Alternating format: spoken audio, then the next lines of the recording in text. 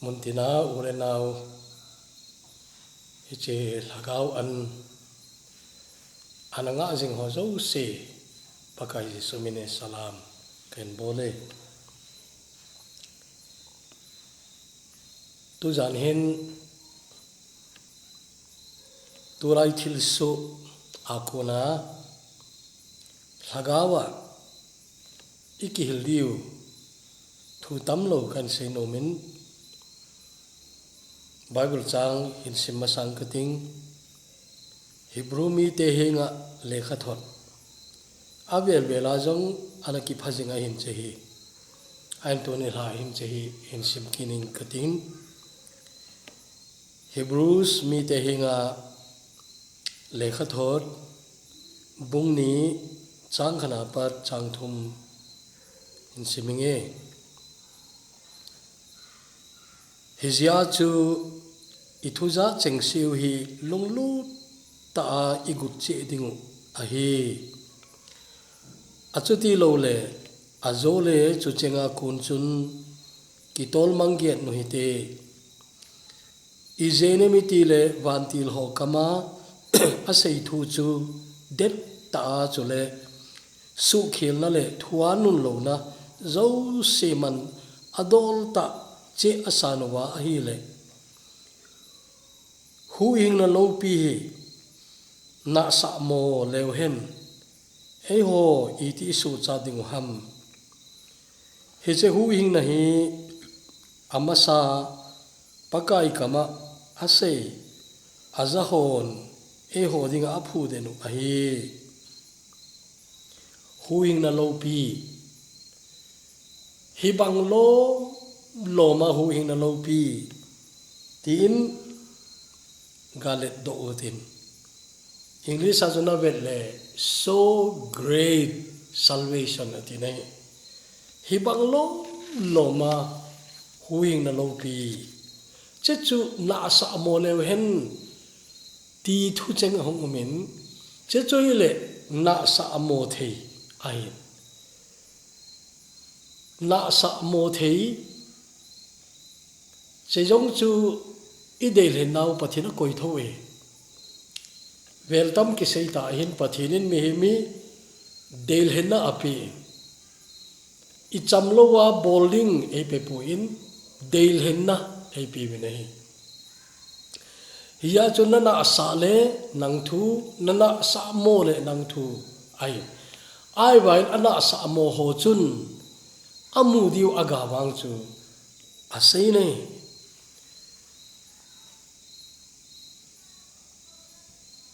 August tarik somne le ni chun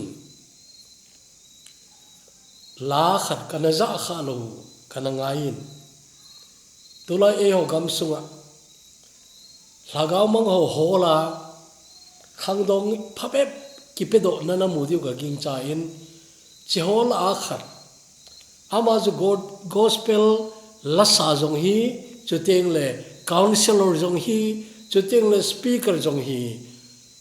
ichanu Roslyn Kimbuang kiti aman lakhat anasain I umnau vanui te na la cha title chu zopawa ungki sain ala semi ai le isiti trio hon sangni le sagilaya anasau ai khoi kaya da nungsi ti la nge ta inangai noma ma jung chela anasim nu nom khoniang kitin anas semain ala chang khana chu hitin anasunin I umnau wan nu hi gimnei nan adim zo tai kipana ogin laza ding hlom deu in kho zong I malo ahidan kilang deu hin la mihem ten hetim chom lo ati nei alas line chu anu mo hai jeng nei ai wangin tulai cham chula ai ngalin na mihem te I mai lo dam ti chu akilang mong ta nahi tu chung coronavirus in mihem te I mai lo da lo na bol theung I alom dan chỉ dùng chụp phát tại nó mù sao vậy anh tu lai thu su ai lệ và nuôi hoi ta hi chế thu semi anh rồi yêu hung ti dem ti anh rồi chế chú ipiham itiale Afghanistan gama thil su ya hi kéo pathin tu sei ho jong hin tu to thil su ki ti hi ka he jong ngai ji chun tu lai chu phat ong yong them khat akinei ji in TV ya hi chi thil su hi ken jong ka hin zui to bin lung kham a le jengin lung se jong a umun deep cha jong le jengin aje chu piam tele kum som ni masanga Talibanin khatwei Afghanistan ana lokhum sawahin awa chelai chonele sot jong chanei pu in ana chesunga mi chunga athil bo lo se ki ain nomei I alowam chapang ke san I alowam ti ho che imu sawahin chia chun to jong hi che Taliban hon August tarik somlenga chun Kabul ke ti ama Afghanistan khopi chu ain latawin che province apana an lauwa state capital tiute chi ho cha bana an lau che cha chai na chun a khopi wa capital ta pen Kabul chu ain latawine to thilsu to vanoi le sin avet chingu tibia tanglo avet jing chu tu to Kabul a thilsu yai even le lungset om dan chuna lungse jong umun lungdon jong umin lungkham jong umin tele kidang sa di yung tam ta au min he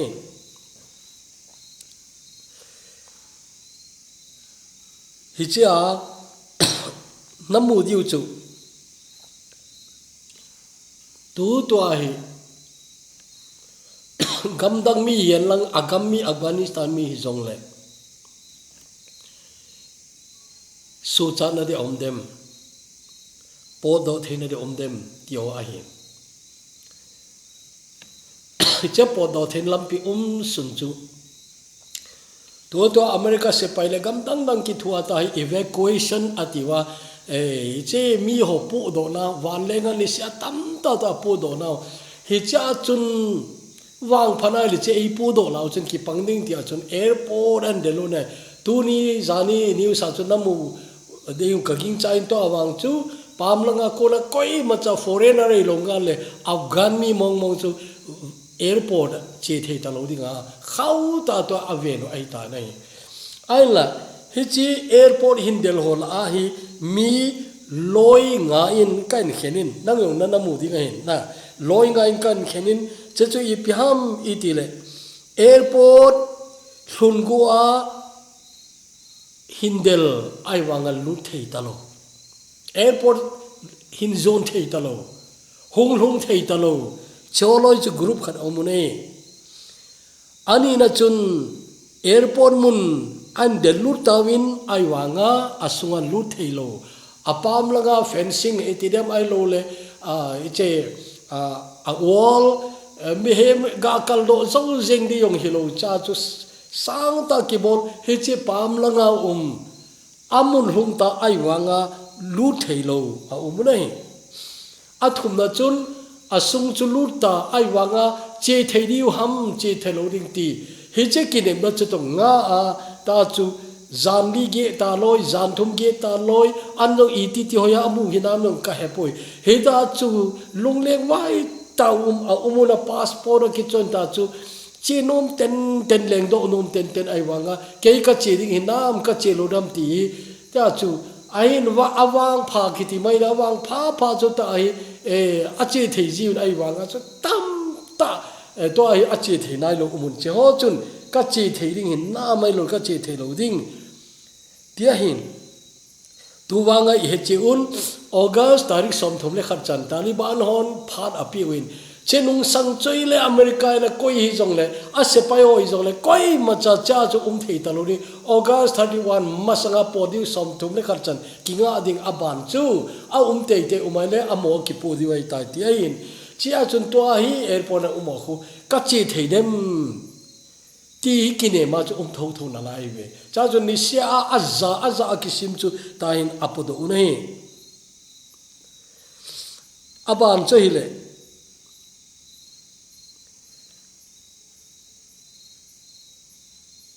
vang phat ta ko do a a chin di van leng zuna na a chiu awan leng ho jong hui vet le lungdon ma jin passenger van leng dang ho ikal to ta ki bang mo walin ama o le thil keu apu nau len van leng len ta sepai apu zo la tam zo chu thil keu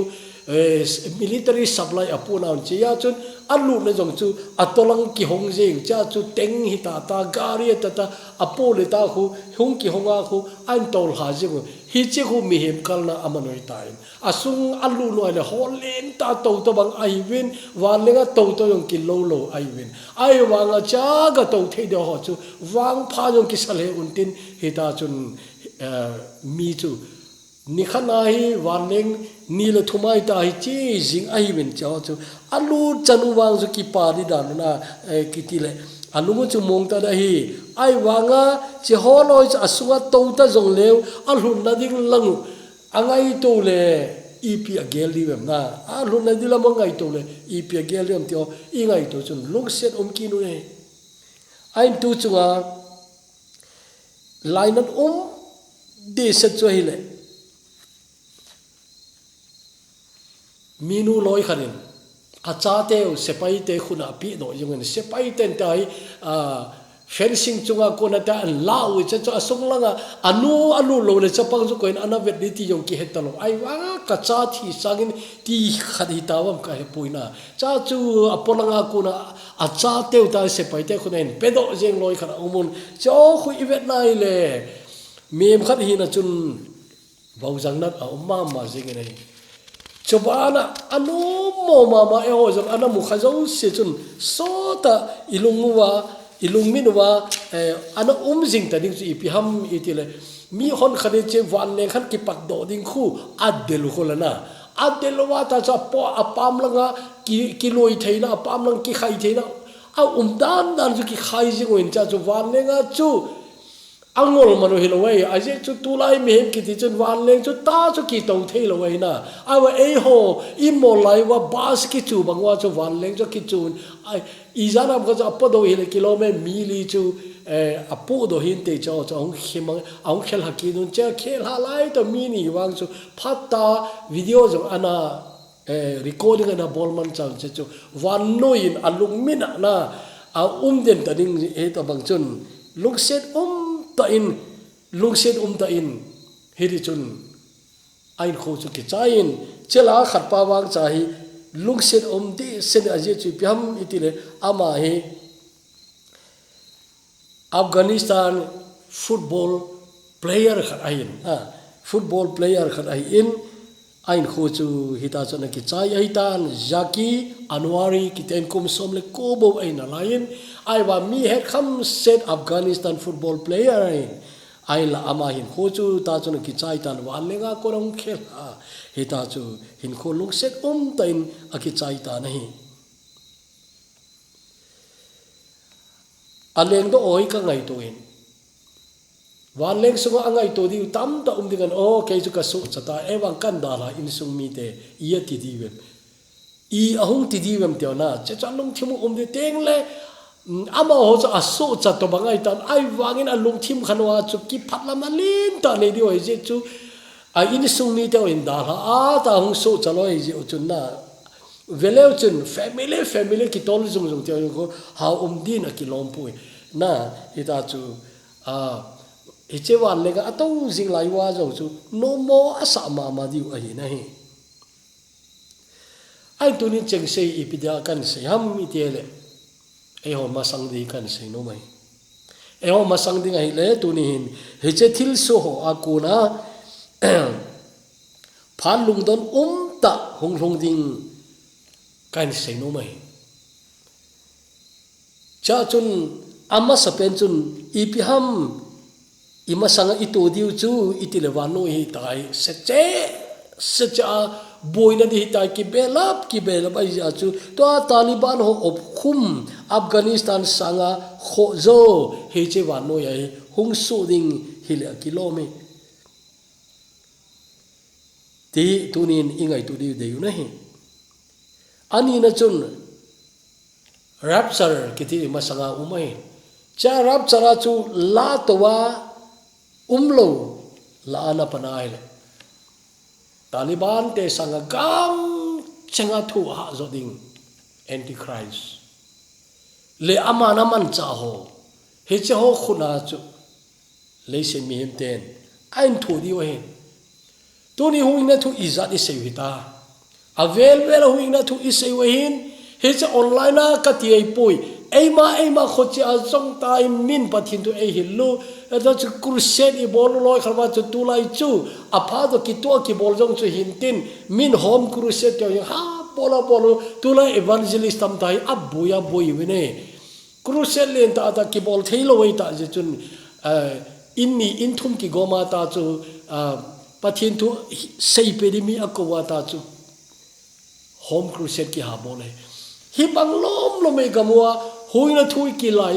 lai wai anna asa mo la anana panai le namasanga thil umdi chu ipia rap charana che lo po le che chuna ma ban ai nai Taliban te sanga gam chenga thua zo gam chenga bui zo ding che chu antichrist ki tipa ale aman cha ho zo sia khuna chu nine thori hungum ding a he chobana rapture zo vanoi kiti chu phatlam manona ning I macha ta pun seche ta ding a hi che chu phata detail ta na hen no mai le thu phone revelation bungup na pat anasimo bungup na pat khu aboye tai na aboye tai che revelation ahil chek na wachun pakai ji sun aile phar che sa chu thu phon bung ni le bung thuma ho bung khang apan nei chan an sein atil ta apostolo phalaya pat laudisia ho bung phar chan rapture ki hung ding kon chana ho bung din mun ding chu he che ho bung sagi din mun khun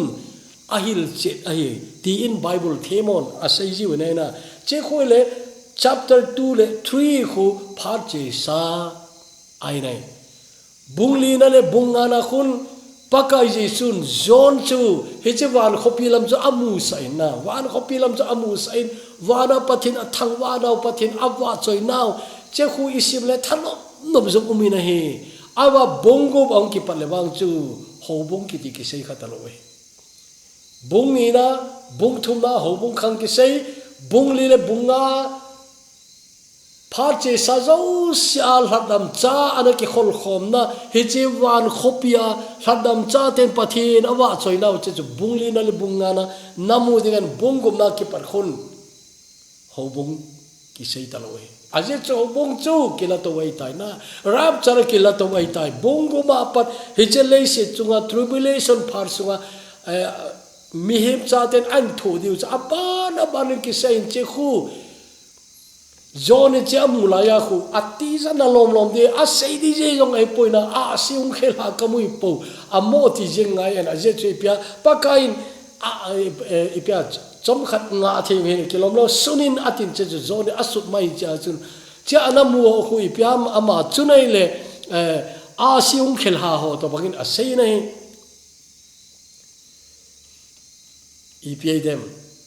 he che tribulation part sunga le se chuka boineng umdina che a siung khel ha ti khu tulaya science akuna che bible ahil che na wang khun mis che phat ting chule mi hem te hong ki dona di missile ti ona che hong ki dona ding che ju pakai na na mu sa ya chun zano ya hong ki ka missile chu wa pum pum ya chun a si to banga ai lo le hi to banga chun tula khelha a si to banga ate kaina chechu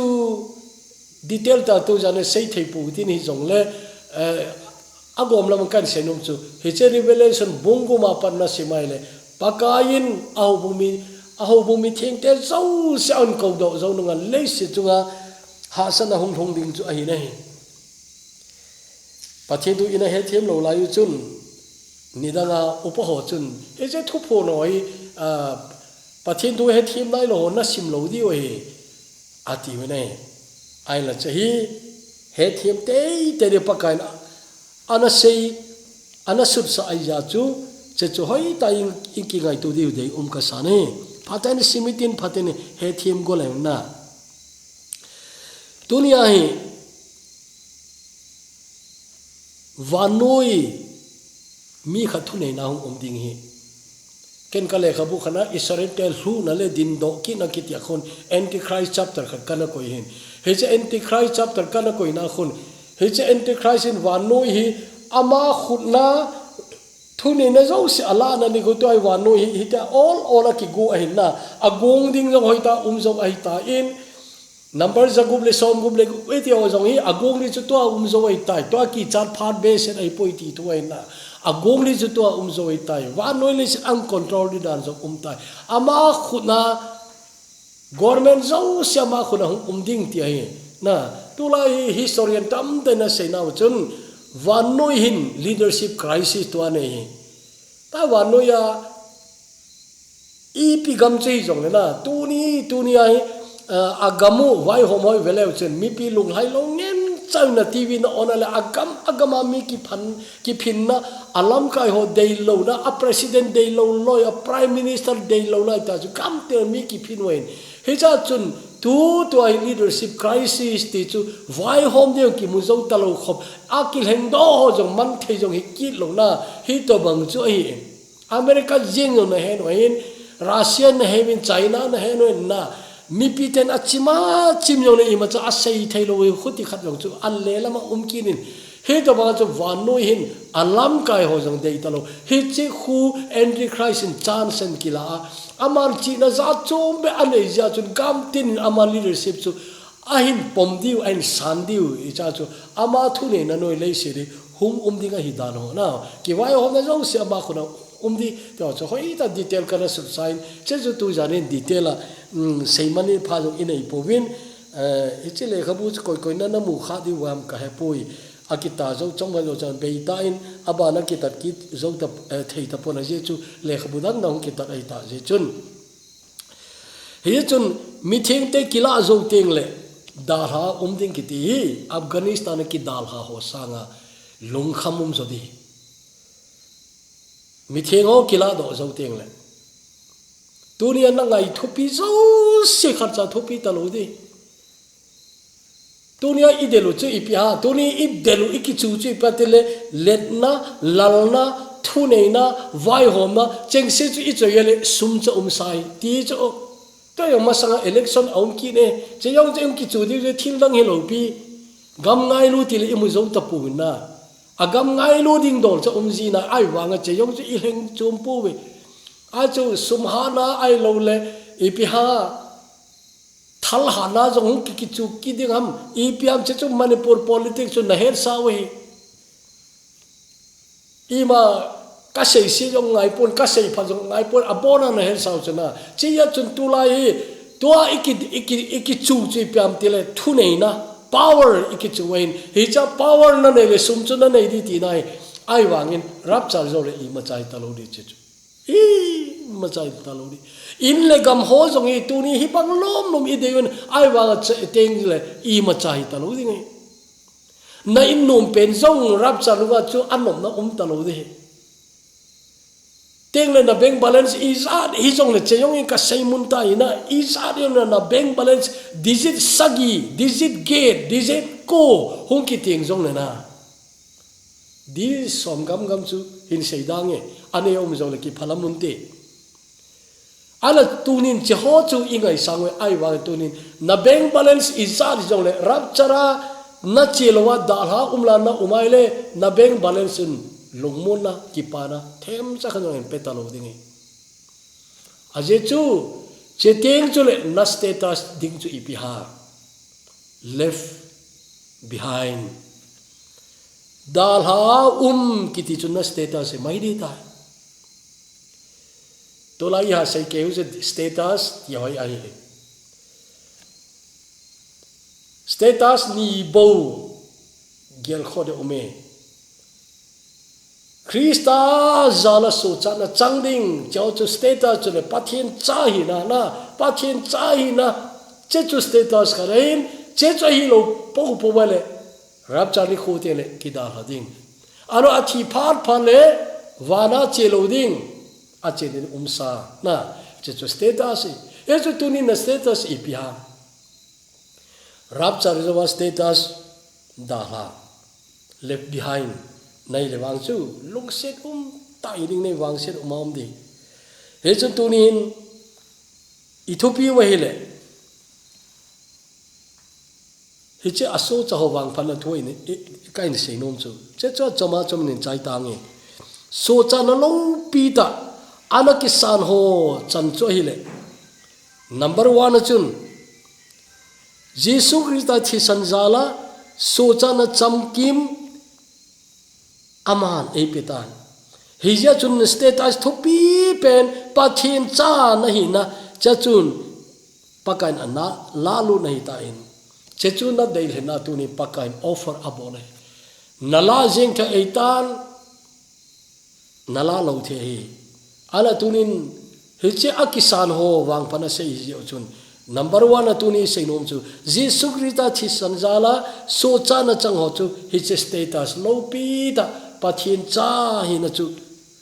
I chanoi tai number ni na chun melchi sa sil ki bol sa hi tani Jesus Christ the sanal hat jau se chu hagau thenga mohor kinam atinai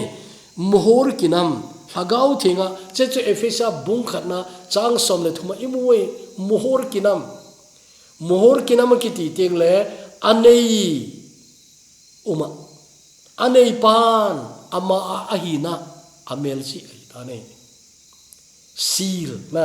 heche mohor kinam kiti tunin pathin chate ichanu lopita chechu ahi pathin chana hi ni parchun heche mohor kinam chu nai ta nahi tele athum na chun Kabul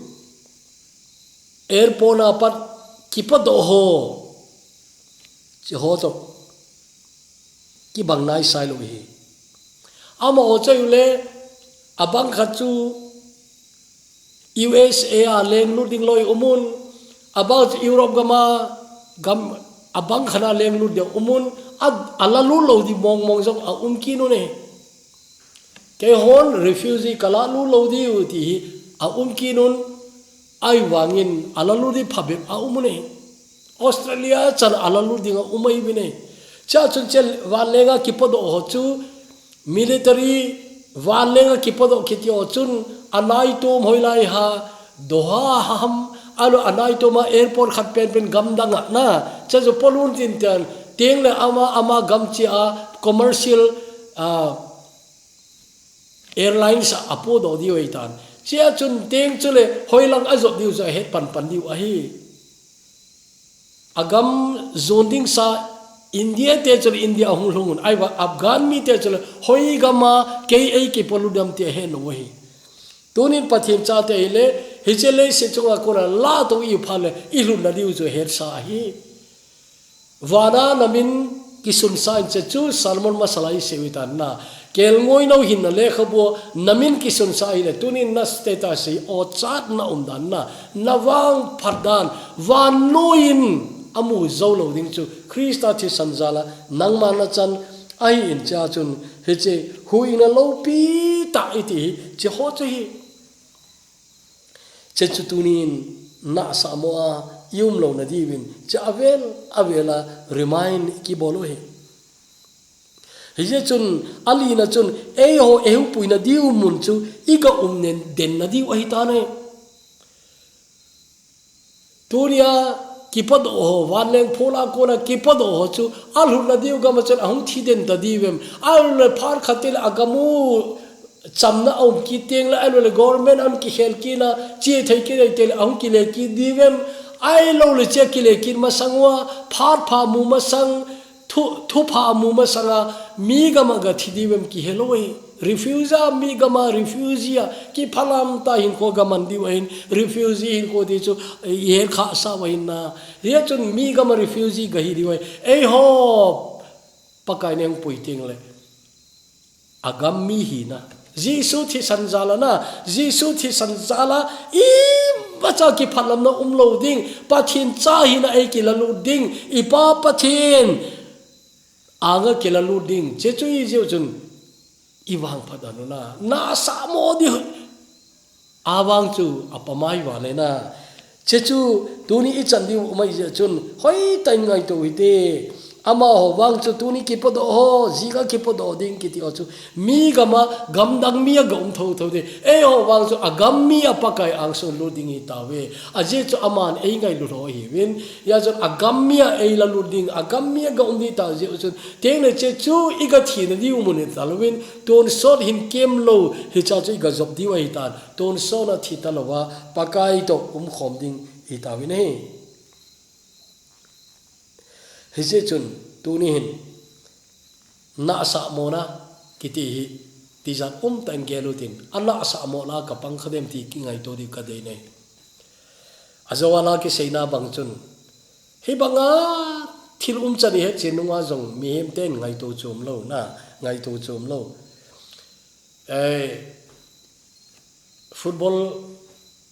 football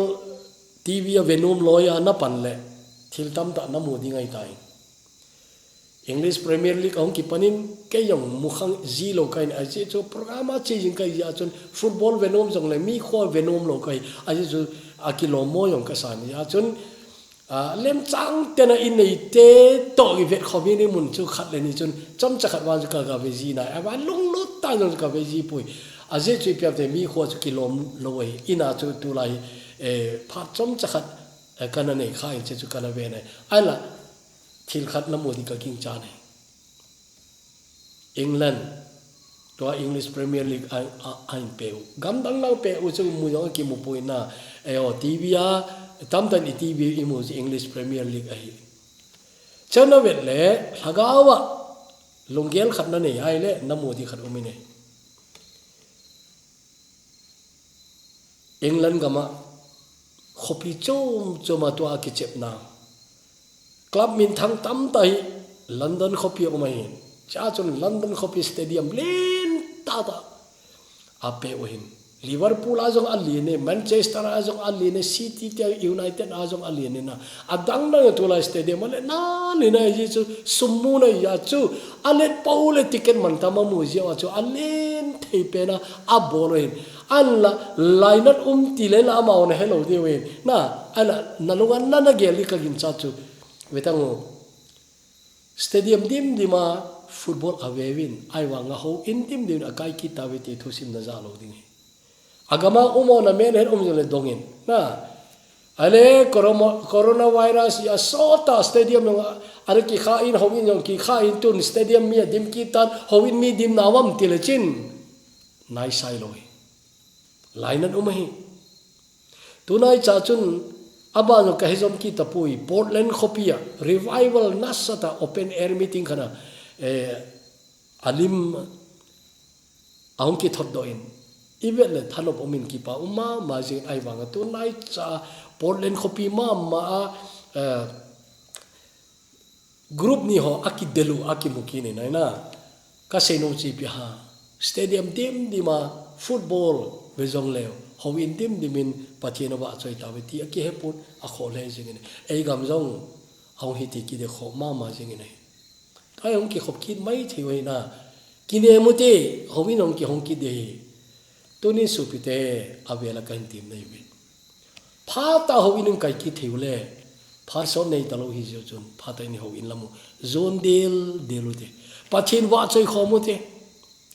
speaker ine lawun thupu da hen kati pathin wa chen ho in lama pathin wa choi dinga ki zon to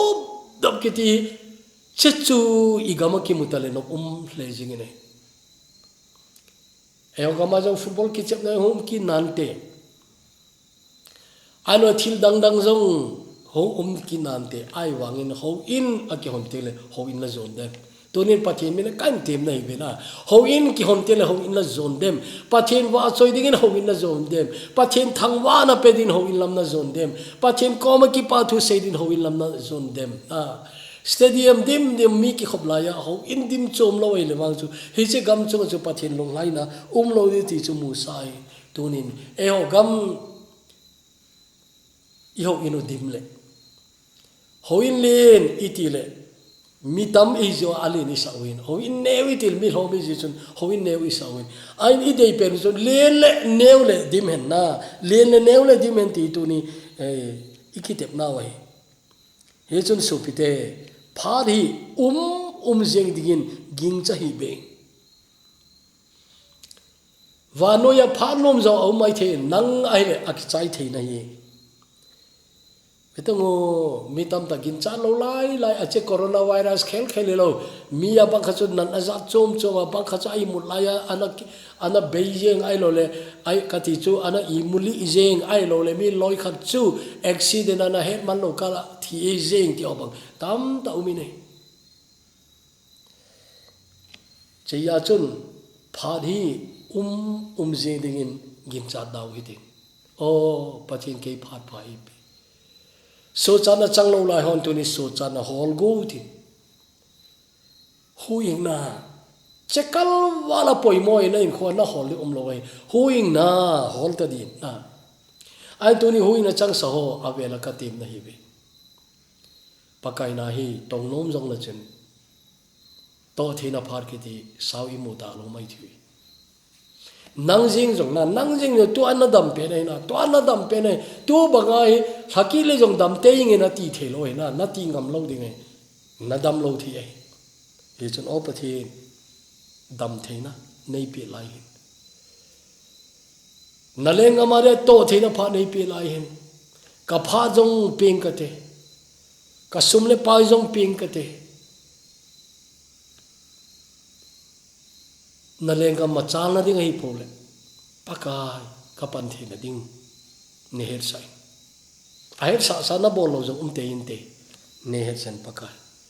arole ka bowling ka hena head ai wang kana ball lo tun bowling e ti ding kan ti mi nei he je chon tonin he che dingai avela ki ti mo hin wanule set chan ki hil jong ngai lo namu jing ne her jing ai ti ve man lo ho jong na phone tho thoi chia chu ken kana head kha lo na ti the lo ding hi nang lo na he ne he chon he che phat a hin adei gel theinin pakai min kan ti mi nei taw ti he pa lu se the pathin to ne lai na verin phat pha ka mukinin abani ka mukit ki di hom ti koi ma he ka lo ji un pakai to ka phat phan nei sun ai ta jong le angai ho dinga jong pakai avel vela na thui kano phat phan ngai tangi ka ti thi di hi poi ngai man kit talwa kain khoi ki cha yeng thei je chon pakai ka za cheng siu hi phat ta ka gelo ka ngai to ngai nei ana sa mo la pang lo din pakai alen aneu na ne ki thopi din ka taw nei tonin wanule sit boina mun tin ama chi boina umune cheho chuk tunin ka taw pi otai lo so lo ji jong au pui ai lai cheho gam tin thu sim ka za jing lai ngo hin o ken ton phat pha kamuna lai hi tia ka phat phamu hoi pakai mo se akasu manglo na diwi lok se ta in toni je message chom cha kan ngai akonin nangin kalung sungana hin tonga